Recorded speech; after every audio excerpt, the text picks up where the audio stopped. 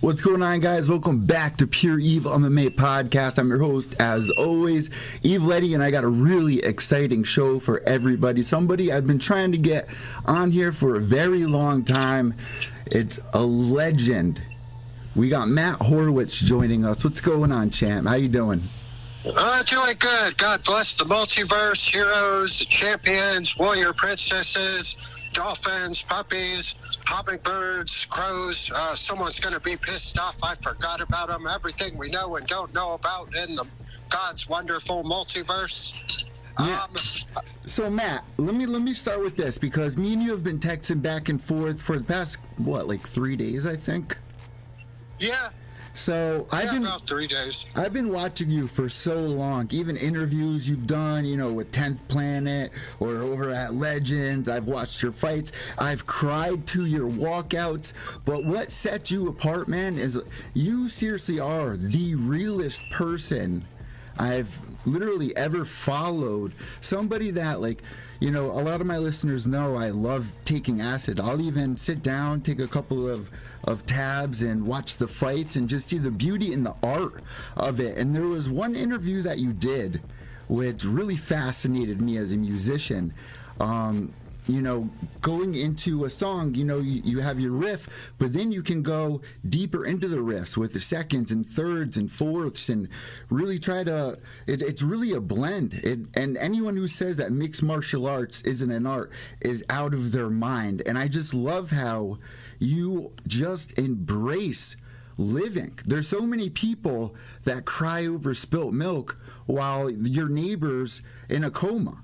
It's a crazy world that we're living in right now, and you are just one of these spirits that I connect with on so many different levels of an open mind, not caught up into, a trap's agenda where you're basically a slave. All these people who have jobs and they're making money, you're still a slave unless you have an open mind. Now, when you were young, you decided to actually be homeless by choice. What changed right there in that moment that made you make that decision? Let's start right there with your story. Well, truth is, nothing's changed that much. I still camp out and save money towards land. I've been working in Alaska. I've got about 50 grand saved up from not spending any of it on rent and camping out at Laguna Beach.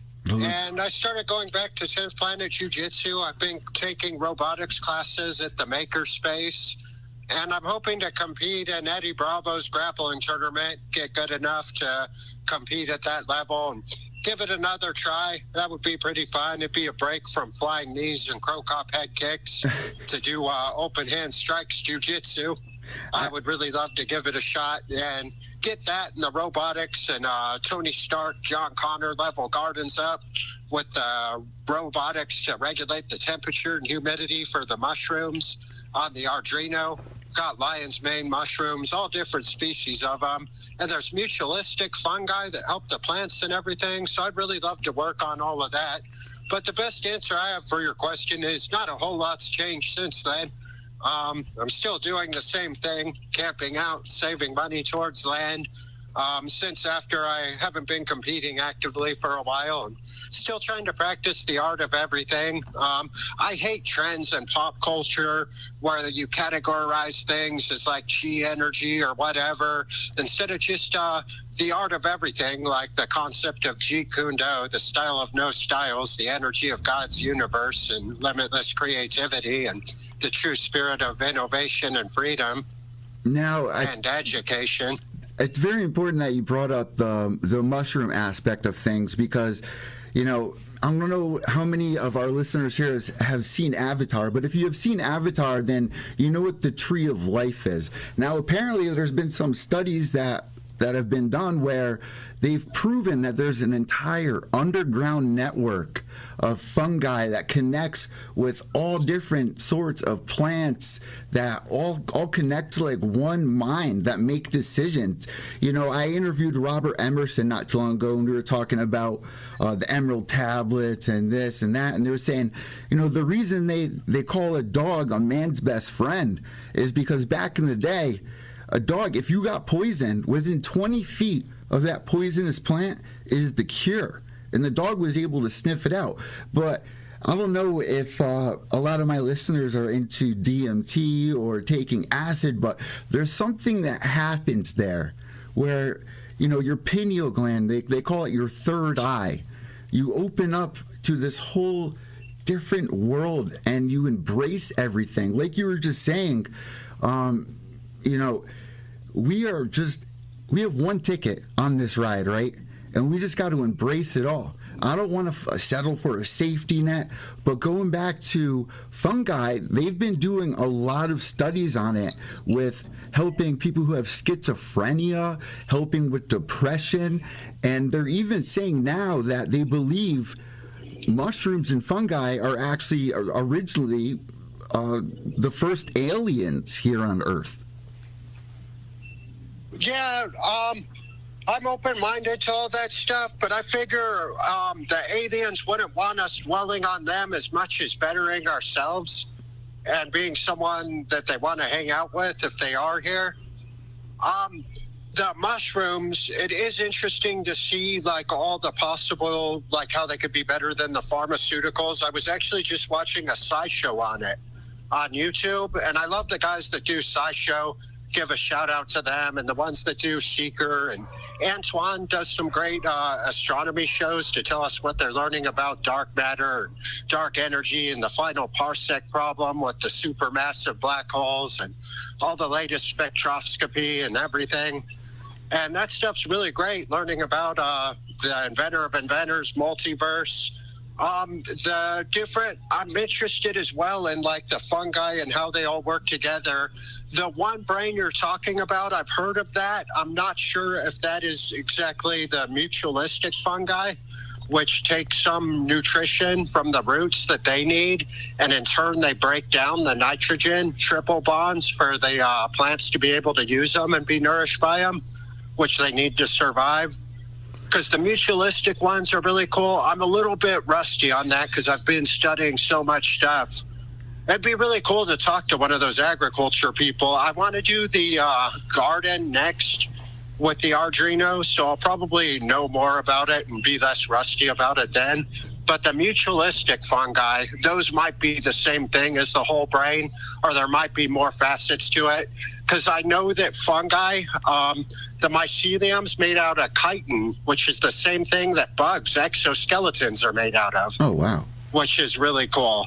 And there's theories that they might be able to build buildings from mycelium that would be really cool if they could get the science down. And they're doing a lot of work on the space station with testing mycelium and different fungi and growing different plants in space, and which is really cool because I guess you'd have them in water or something because there's no gravity.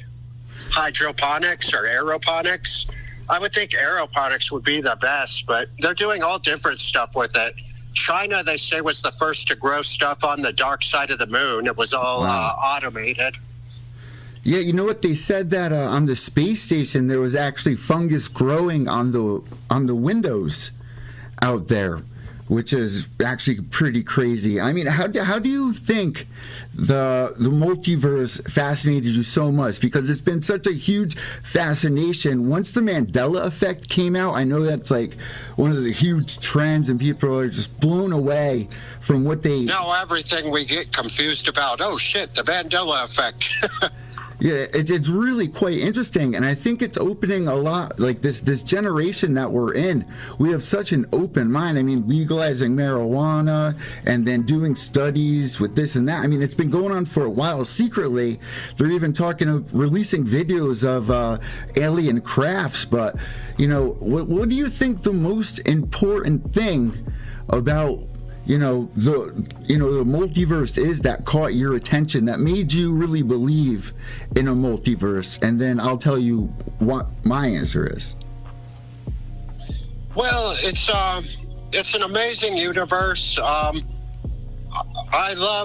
just love the whole thing of the beauty of life on this planet with the gardens and everything. Gardens, romance, everything really beautiful and amazing with human life. And then the unique gift that humans have to be able to make telescopes and microscopes and explore and learn about the inventor of inventors, artwork, and universe, all these different neutron stars. I'm a big fan of neutron stars. My favorite kind of neutron star is a magnetar. It's the strongest known magnet we've ever discovered in the universe yet, hundreds of billions of Teslas. And it's a really special kind of neutron star. And they think the colliding neutron stars, instead of forming a black hole, they might have formed a magnetar, which is a fast-spinning neutron star with the special magnetism. That's one of my favorite stars we've discovered, or type of star so far. But the James Webb telescope, it's supposed to see 100 times more than the Hubble. And it's in position. They launched it to where it goes, way farther out than the Hubble. And it's got to freeze to near zero for the perfect spectroscopy. And it should be ready midsummer. And when they freeze it to near zero, stuff gets really strange. It's called the Bose-Einstein condensation. And all of the matter enters a fifth state where it starts acting like one megaparticle, more like a wave than a particle. And they can slow light to 1 degree. So it gives them like the best view on the reflections and the spectroscopy, where you get the different wavelengths on the periodic table, and tells us what the stars and everything are made out of. And it was a really great discovery by Dmitry Mendeleev, the periodic table. And that spectroscopy was discovered when they combined the Bunsen burner with the prism, and were able to identify the different elements with it. The first ones, that was Robert Bunsen, who made the Bunsen burner, and Gustav Kirchhoff suggested he use a prism, which Isaac Newton used to separate the colors of white light and show how the electromagnetic spectrum works. So all that stuff's just really beautiful and amazing to be able to learn about the inventor of inventors universe, and that light as an electromagnetic wave propagating space, the 3-in-1. There was a time when they thought electricity and magnetism and light were all separate, until Michael Faraday came on the scene and proved how they're all connected. And they didn't believe him on the last part until James Clerk Maxwell read all his books and came to his rescue with the mathematics to prove it. Does that have anything to do with the string theory? String theory, they're searching for cosmic strings, which would be really big ones, topological defects. But there's a difference in cosmological strings and superstrings. Now, I can't exactly tell you what that is yet. The next interview, I might be able to be more rehearsed and watch what my favorite smart people explain to us about how they work. So I think I know what you were just talking about. They sent a light particle through a piece of cloth, I believe, and it split into like 100 different directions, and then they put another cloth behind that, and then that split off. Is that? Now that's particle wave duality. Okay. So that's like the double slit experiment, where they say there's particle wave duality. That the light acts like a photon sometimes, where it knocks the electrons off the plates of metal and causes the photoelectric effect, which solar panels use. It's not that they turn the light directly into energy, it's that it knocks the electrons off of the titanium atoms, like a water wheel where the electrons go down. So light acts like a photon and it acts like a wave, which is really strange, and an electron does as well. And Bose-Einstein condensation, they start doing it on a bigger scale where you freeze them to near zero, and they've made it up to the size of a grain of sand, from what I understand, where they make like one connected wave and particle. And then they got superposition where the particles are entangled. And China, they say they've entangled a particle all the way like out to space from the Earth, where you change the spin of one and the other one instantly reacts. Wow. That's absolutely insane. I think it's 230 million miles away to the moon. 200, something crazy like that. That's absolutely insane. When talking about the multiverse and different dimensions, you know Schrodinger's cat, correct? Yeah, Schrodinger's cat in the box is the great equation of it. Can you explain that? In the box, and can you the cyanide's going to go off and kill the cat at a random time. You don't know what time. So until you open the box, the cat's dead and alive in the box. And they say electrons exist in a probability cloud in the same way. Until we observe the electron, it's like the cat in the box. You don't know if it's dead or alive in this place or that place. It's the Heisenberg uncertainty principle that you can't measure particles' position and momentum simultaneously. It's either one or the other. So as soon as you observe it, like there's electron clouds around an atom. You got the inner electrons, you got the valence electrons, and they all make these neat pictures on the way that's helpful for us to understand. But in reality, we can't tell that the electron's in an exactly place. It's in a probability cloud. So that's what I know of Schrodinger's cat, that it's to explain that. Because I love watching those videos of people that think they have slipped into parallel universes. There's even photos of, people from the past wearing different types of clothes. There's people that said that they've been working on time travel. There's people that do meditative states where I forgot the name of it. There's actually an amazing movie called The Men Who Stare at Goats. Did you ever see that? Yeah, the naive believe everything, but the sensible consider anything's possible. So that'd be my best advice I have on it.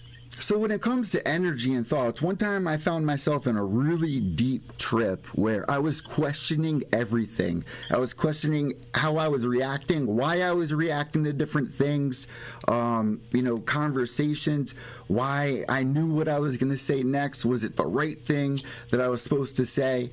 How do you go about your day to keep peace of mind? Because I found myself in a state of, I felt like a robot in a way. Like I felt like everything was already played out for me. I knew how I was going to react to this before it even happened. How do you start your day fresh? Because every day is a new day. How do you start your days, and how do they differ? Well, being productive helps me a lot. I think going to the gym helps a lot, doing my cardio. Still waiting for my happily ever after to meet a nice girl and get land. I saved a lot towards it, but going to the gym, also going back to the 10th Planet community has been really missing from my life. So that's been really great. With Eddie Bravo. Studying and doing my homework. I love going to the robotics classes at the Makerspace. Because now that I'm getting older, like a lot of the time social situations can be pretty strenuous for me. Because a lot of the time we just talk about the same bullshit instead of anything we're really learning or doing productive in the Hero of Heroes Kingdom. It must but be... all that stuff helps a ton. And good diet, too. Vegetables and berries and exercise and oxygen. People are learning nowadays that it's healthier to eat locally because even I have a bunch of pet rats, and they're extremely picky. It's as if they know what to eat and what not to eat. What I think is delicious, they'll look at it and be like, there's something in there that's choking me up. I cannot eat that. Like they know ahead of time. It's very interesting how much of a relationship we have with everything around us, between plants, between animals, and things like that. And you've had the honor of training over at 10th Planet with Eddie Bravo, and Eddie Bravo even said you're the most open-minded MMA fighter who's ever lived or will ever live. You have this negative 1,000% ego, and you moved into 10th Planet over there. What were some of the conversations that you've had with Eddie Bravo? Because well, Eddie Bravo's just such a great guy and sensei and coach. The truth is, he gives me more credit than I deserve. But I mean, everyone has an ego to a certain extent. We're all just trying to figure out life. But Eddie Bravo's the best. I would say he's the most egoless and the best teacher. Once I met him at a seminar, and I went to train with him. And, like, I wanted to buy a private lesson from him because I was really stoked on all the 10th Planet, like, newer moves and the hottest new stuff. And he just showed me it for free and bought me dinner on the way to take me to the airport. Oh, wow. He's like a real-life Mr. Miyagi. Yeah, you know what? Eddie's one of our favorites, and he's another guy I would just love to sit in a room. I'd love to be a fly on the wall just to hear what you guys would be talking about. And when it comes to you talking about having no ego, it's weird because you're a fighter with, almost 60 fights. I think you have like 55, 56 fights all together. You have you've trained with some of the best. You've beaten like Thals Lates, Jason Lambert, Mike Pyle. You have fought for Bellator, champ for IFL, UFC. You even fought the now UFC champion, Glover Teixeira, and I think it's like second fight. And for you to say, you don't really have much of an ego, I find that so interesting as you being a fighter.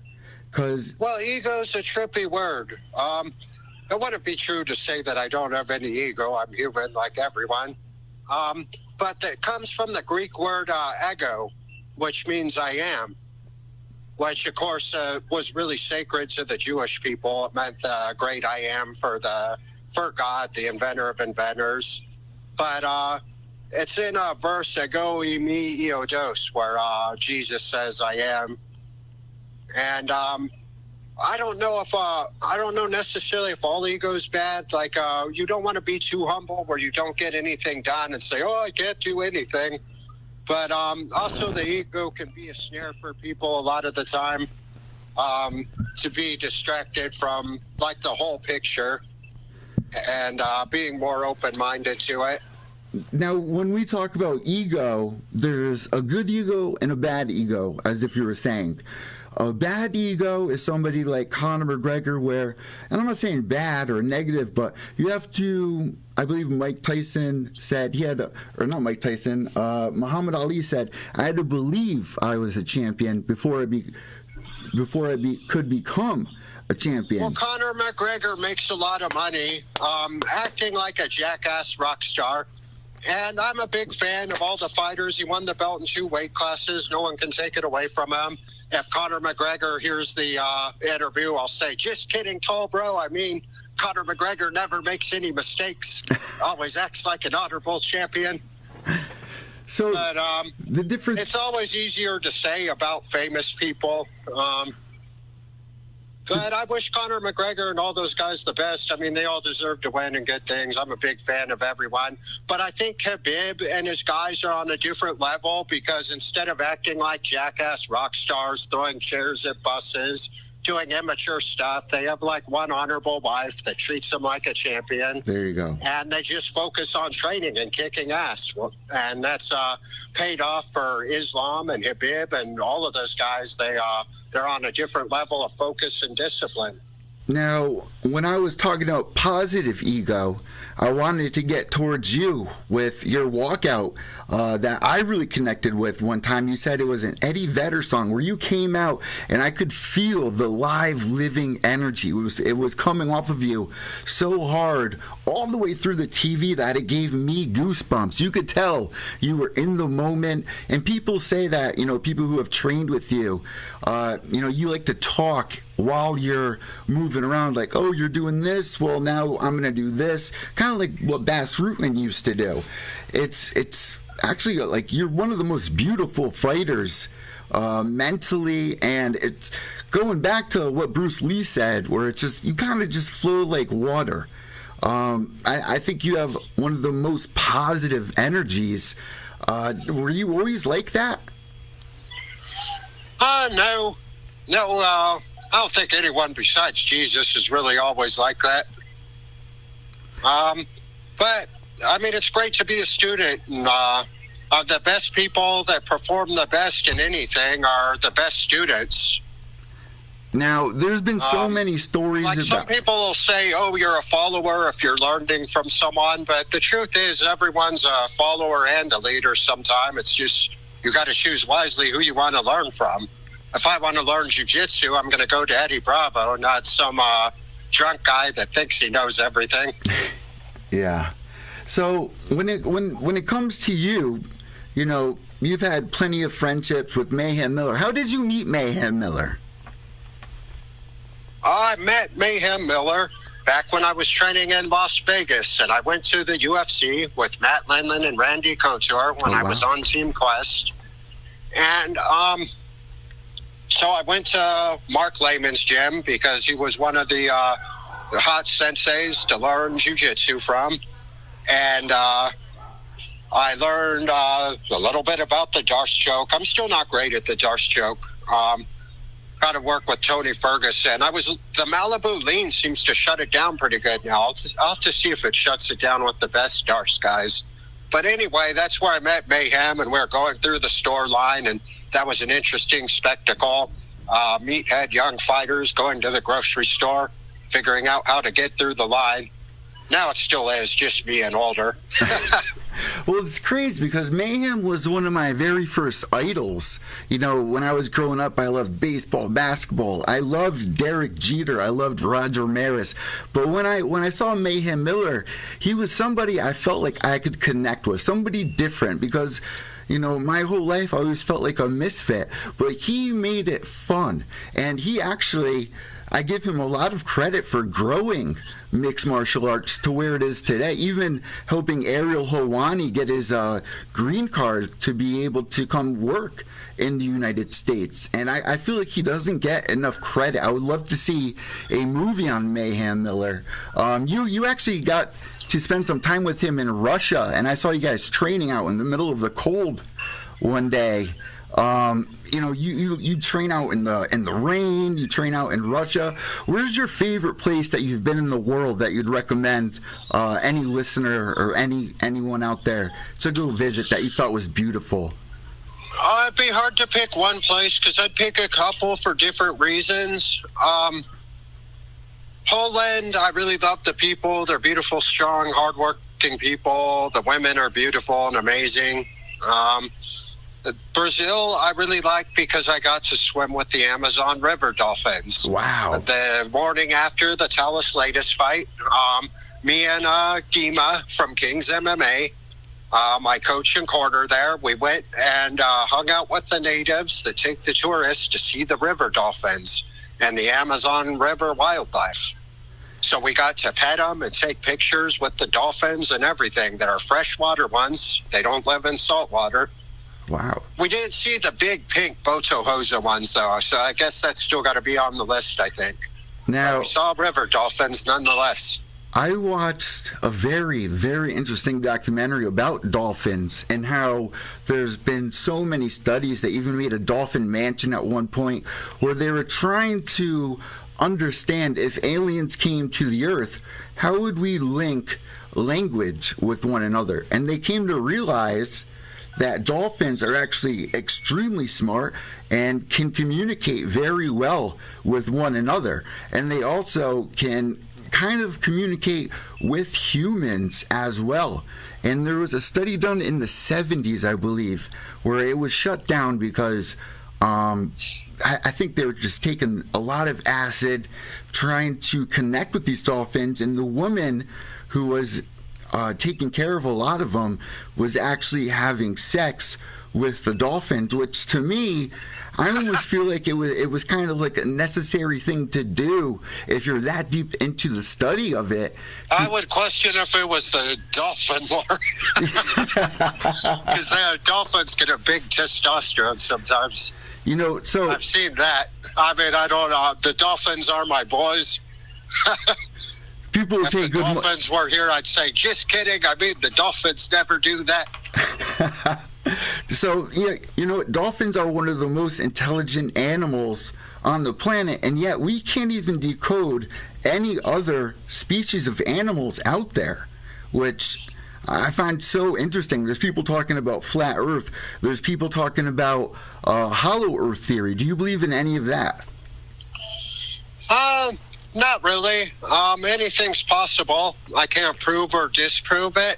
But I have been up in an airplane, and it was dark out already, and the sun went down. And when I went up in the airplane going to England, I saw the sunset again, which to me would imply it went behind a ball. Now, my friend Rockwell swears up and down it's the convergence lines that you can see something far away. I can't really prove or disprove it. I think it'd be hard to trick all the smart people that devote their lives to it, like on a lot of these conspiracy theories. But as far as like the whole thing with all the media fear and division, like I don't buy into any of that. I don't even watch it. I'd rather just focus on the Bible and what we're learning about the universe, spectroscopy and radiometric dating. I believe all that's science, but I don't believe those knuckleheads at the pharmacy. They're the same ones that'll take the fat out of milk and think they know better than God and then say the fat's good for you. So, what do you... And replace it with margarine. So obviously you believe in energies and in all forms and shapes around us everywhere. What do you think happens when we pass away, when our heart stops beating? Do you believe our energy is still there, still present? What's your belief in afterlife? Well, the truth is I don't really know. I believe in the Father, Son, and Spirit, the true spirit of freedom and innovation and courage. As far as what happens exactly after we die, I don't know.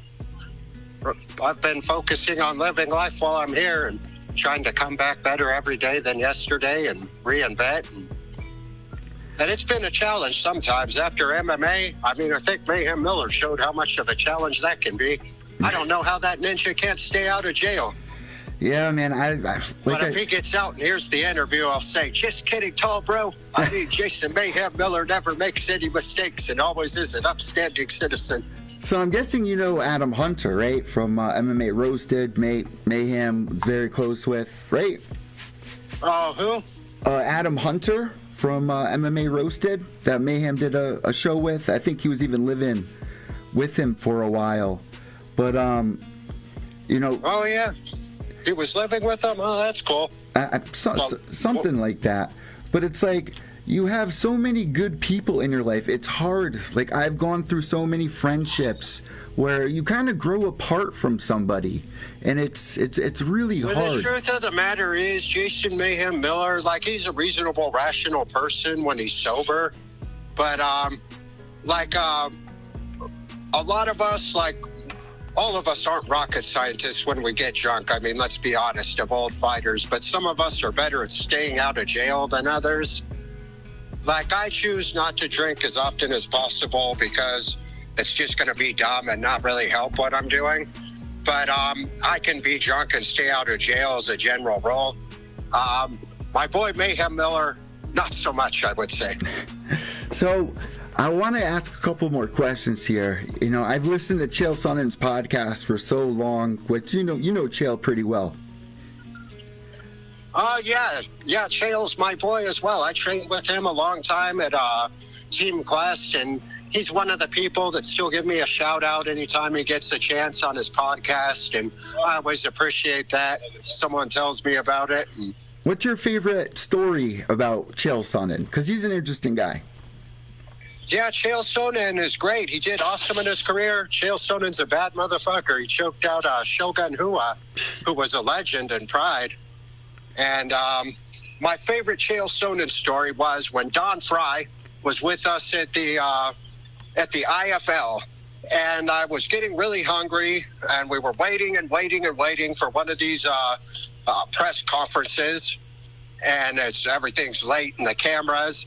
And Chael says, I dare you to go and tell Don Fry you heard he's getting sandwiches because his employment with the IFL is in danger. So I went and told Don Fry that Chael Sonnen said he was going to get us sandwiches. And he said, what? Who said that? And I said, Chael Sonnen over there. And Chael got up and said, second thought, I'll go and get up, and went walking up. Gotta love that. Gotta love that, man. And you know what, Matt? You've been such a legend. You said you want to get back into doing some jiu-jitsu. Are you just completely done with mixed martial arts? Would you do, Muay Thai with lion fight? What's the future for you here in 2022? I don't know. It depends. I'd like to do the grappling tournament because I've always been better at jiu-jitsu. And if I can work with the coaches at 10th Planet and continue to be a student of the game and get good enough to even place to compete in it. It's too light, this one. It's like 170, and it was hard for me to make 185. So I was thinking I'd try the heavyweight, the biggest, scariest, toughest guys first. And they put me on the opposite side of the bracket as the boogeyman. Since he's our teammate, and he's no joke in jiu-jitsu. He's the best at it. And if I can't win the heavyweight class, then I try the light heavyweight. Then if I can't win that, I try my own weight class. It'd be really cool if I could win all three of them and be like the Henry Suto of jiu-jitsu. Do you think they should open up more weight classes, like 165, as they've been pushing for? Because weight cutting is pretty dangerous. And the Eddie Bravo Invitational Jiu-Jitsu? No, in the UFC, they've been pushing for a 165-pound weight class. I don't know. I won't complain if there's another chance for another champion to win a belt, because all those guys work really hard and deserve a shot at winning the belt. And if you put a couple weight classes more, it's going to give a couple people a chance to be a champion and get what we all wanted to, do better than I did. So, yeah, I'm for it. So But I'm not going to say Dana White should jump on it right this instant. Of course. Yeah, it would be pretty cool. So I got a couple more questions here. You had a couple of canceled bouts that I really want to see. One with Tim Kennedy, one with Ricardo Almeida. If there was one fight that you could get back, even a loss, what would it be? If I had a chance to fight anyone and try again, I always got beat up by Jamal Patterson, and I'll give a shout out to Jamal Patterson because he didn't get as much of the recognition he deserved in MMA, and he was always the worst matchup for me. I mean, he was good and athletic, and he's a good fighter, but I always felt like I had kind of a mental block the two times I fought him and got beat up, and it was at light heavyweight, and I did really good and won the belt at middleweight. But I would pick giving that another try. Not any animosity to Jamal for getting the 2 wins, just that I felt like I had a mental block on it. And he was really good, a solid competitor. So that'd probably be the one I'd pick. When you try say it a third time, see if I could do my best performance. When you say mental block, what exactly do you mean by that? I don't know. It's hard to say exactly what my problem was on the 2 fights with Jamal. Fear of failure, fear of success is a tricky thing. And I'm not even going to make believe I know all the answers. I would just like to try a third time and see if I could finally do a good performance. So another thing I got to say to you, man, is that everything that you have done throughout your career, I would love for you to write a book. Is that something that you would think about doing, or poetry? Release some of your poetry? I would love to write a book and get back into writing. It's just I kind of wanted to get something live life instead of writing about it. Like I wanted to do the stuff at the robotics class, get some Robo Gardens and some Tony Stark, John Cotter level stuff with the jiu-jitsu and MMA. And show the kids old fighters didn't get too old to kick ass and learn something new. See if I can do the grappling tournament again. You keep bringing up this robotics class. I might have to have someone to help me write the book, like an assistant or something. Maybe Well- when I find my happily ever after and a nice girl, or one of my friends that wants to help me write the darn book. Well, here's the thing with me. I mean, I just got out of a relationship not too long ago. It's so much better for me right now to have a peace of mind. I felt myself getting distracted, this and that. Now I'm back doing the podcast, doing what I love to do, talking to some of my favorite fighters. You know, you don't know what the future has in store. You know, we get drugged by all these Disney fairy tales that, you know, tell us that there's one true Prince Charming out there, but with all these apps and the new generations and the hookups, it's hard for people to stay committed. Why do you think that? Last question. That's true. I mean, it's just, it's hard in general. I mean, there's been the pros and cons of every generation. We enjoy a lot of freedom now and a lot of good things that the heroes have won us and the hero of heroes. And our biggest problem with it is complacency and limitless freedom to do stupid things with our time. And I think that goes into like the marriages failing and everything. Like you see guys like Habib and the really disciplined fighters over there that aren't acting like jackass rock stars like Conor McGregor, and you see it in their performance. So I would say that's a big thing that they do differently than we do a lot of the time, or that they do better, if I'm honest about it. So you think it's an American thing? Because I would agree with that. Yeah. In America, like, we've had a great history of heroes that have won us a lot of freedom, and now we can be pretty dumb with it and act I like agree. jackass rock stars and be dumbed down by pop culture. And there's a lot of stuff to keep us stupid here in America. There's the pop culture. There's the news to keep everyone scared, stupid, and divided. True. The So I zeitgeist. would say that's a lot of the main factors. I mean, I wouldn't blame it all on the social media or internet. I'd be more likely to blame it on that. I mean, the interesting thing about the social media is that it gives a lot of people more of a voice to weigh in on their own opinions, and if you have an open mind, you know, you can easily read somebody's story or this or that and see it from a different perspective.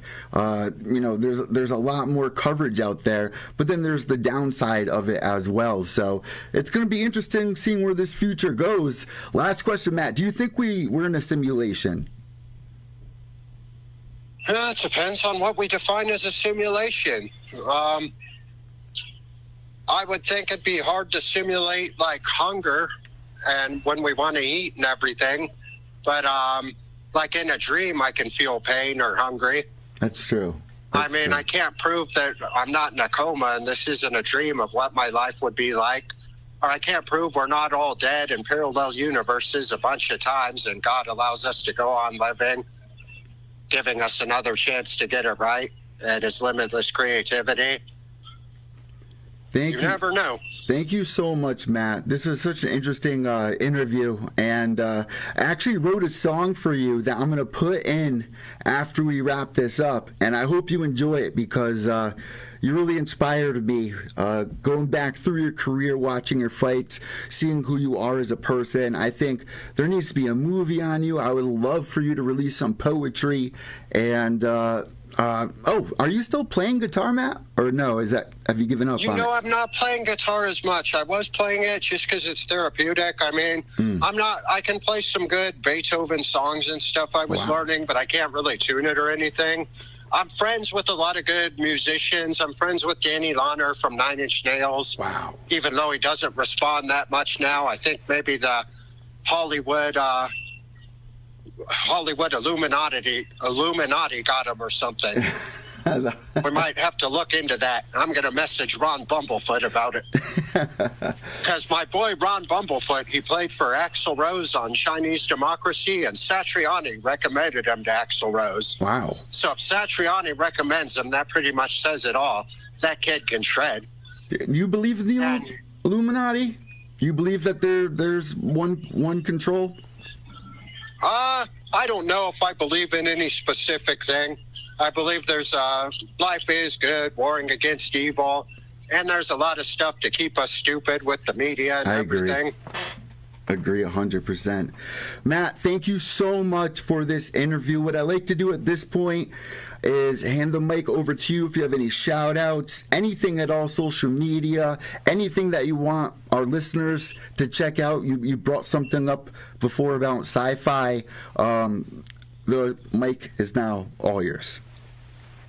Well, I don't know. I guess I'd have to give a shout out to Eddie Bravo and Chael Sonnen and all the heroes and champions and warrior princesses and dolphins and puppies and birds and hummingbirds and crows. Someone's going to be pissed off I forgot them. Everything we know and don't know about in God's multiverse, and the neutron stars and magnetars and flower hat jellyfish. Oh, Matt. And the river dolphins. And narwhals. I wanted to ask you one more thing. What's a good Bruce Lee movie I could check out? I would say for all the martial arts films in history, Enter the Dragon would be my favorite. It had so many good people that Bruce Lee got their careers going. Bob Wall was a great bad guy in it. God bless and rest in peace. He just passed on. And Bolo Yang was in it as well. And I forget the brother's name that was in it. That was ended up having a really cool career. Had the sexy afro and everything, but there was just Enter the Dragon had so many characters in it, and great story and fight scenes. That'd be the one I'd pick of all those movies. I'll definitely check it out. Now, before you go, I would like to ask you to just say, hey guys, it's Matt Horwich, and you're listening to Pure Evil MMA. This is Matt Horwich, and you're listening to Pure Evil MMA. God bless the multiverse. Heroes and champions and river dolphins and beard's-beaked whales and narwhals and flower hat jellyfish and neutron stars and magnetars. Thank you so much, Matt. All right, thank you. Look forward to talking to you again. Have to remind me about trying to write some stuff for a book. Yeah, I would love to see some of your poetry for sure. And definitely check out the song I wrote for you. After we wrap up this interview, I'll be plugging it in here for you. Okay, yeah, send me it. I'll love to check it out. All right, God bless, Matt. All right, God bless the multiverse. Champ level stuff another round. Reinvent every day. Learn something new and go all the way. I Go love to school that. with good attitudes when we're 90 in the multiverse. God bless. Later, champ. Wow, that was everything I wanted it to be. Now, I wasn't trying to cut him off at all right there. It's just, I didn't know if he was going to stop talking with the shout out there. I would love to get him back on. I know he's waiting for a bus right now that he had something to do. Wasn't trying to rush him off here. But actually, I wrote Matt Horwitz a song. And let me see if I can get this live. I mean, I'm going to kind of try to freestyle it for you guys. So,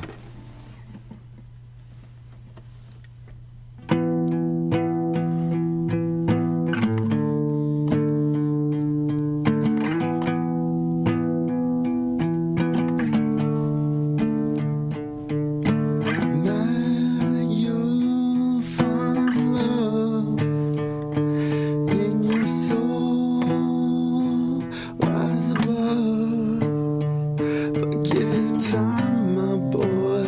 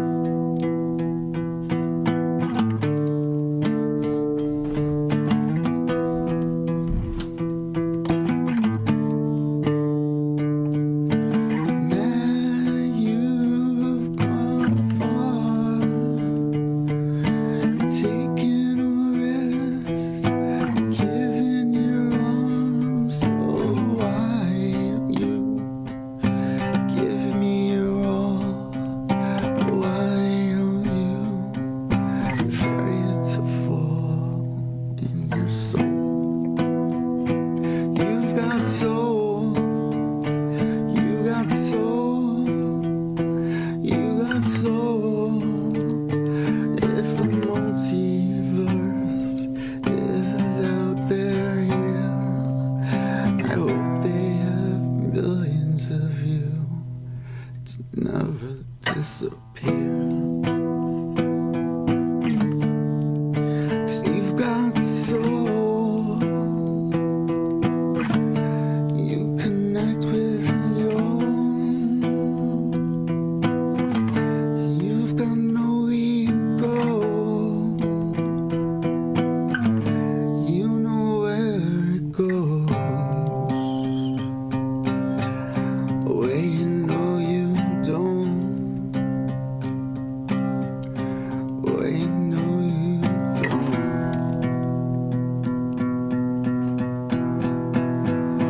Met you, wish you the best of luck, 'cause you reached in my head and you taught me its peace.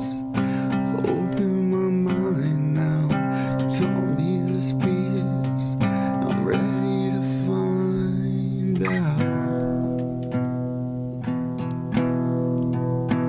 'Cause you've got soul, soul, you've got soul. You've got soul in the multiverse. You never grow old. Hope you guys enjoyed this episode of Pure Evil MMA, interviewing Matt Horwich. There was my little song for him. Guys, subscribe down below. Check out my UFC 272 recap show, which I released last night. It's on iTunes, Spotify, Stitcher, Podbean, Megaphone.fm. Huge shout out to Matt Horwich. Those are the fighters I love interviewing. Almost 60 fights. What a career that this man has had. And to think that, at one point in his life he had love and he's lost it. That makes me so sad, because Matt is such a special person and has a beautiful mind. I would love to see a movie about him and Mayhem. I would love to see a book written about him. I would love to see a documentary, because a lot of people could look at somebody like Matt Horwich and just think he's a crazy Hollywood guy chasing a dream. But if you sat down with him, if you saw Matt Horwich at a Burger King, you wouldn't think this man had the life story that he's had. He's a true legend. He really is. He is living life,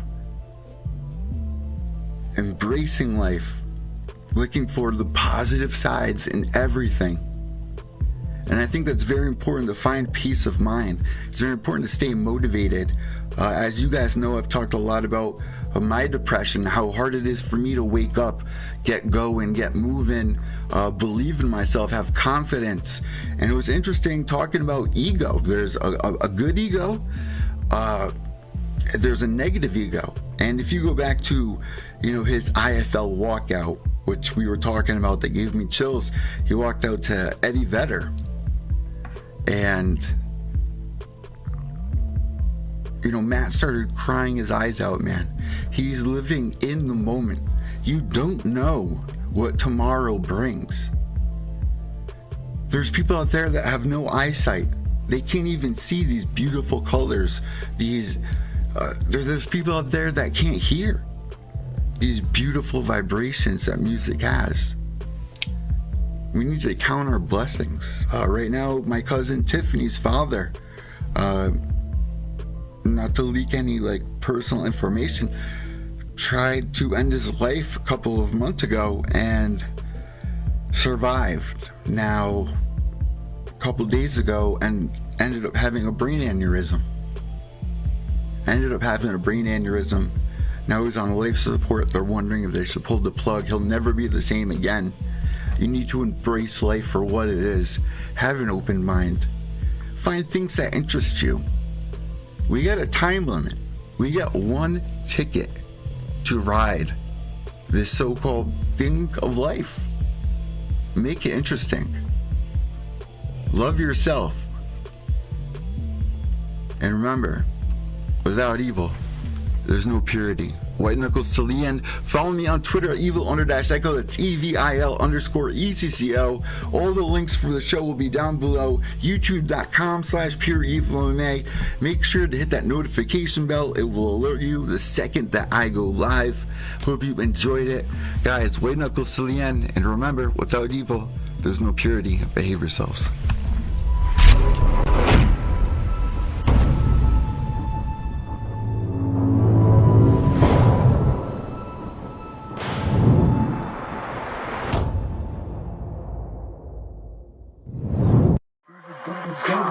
Psychopath.